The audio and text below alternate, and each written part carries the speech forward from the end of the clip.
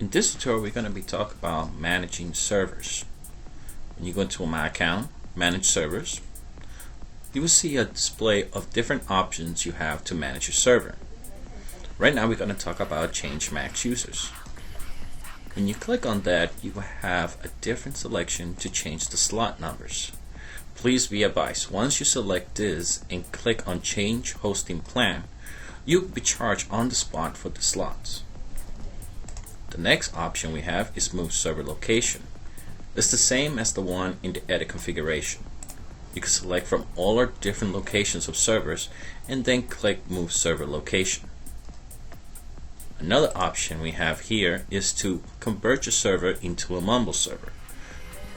Please be advised, once you do this, you could change back to the TeamSpeak server. If you have any other questions, please contact us through the live help at gailshaw.com, or you can email us at support@gailshaw.com.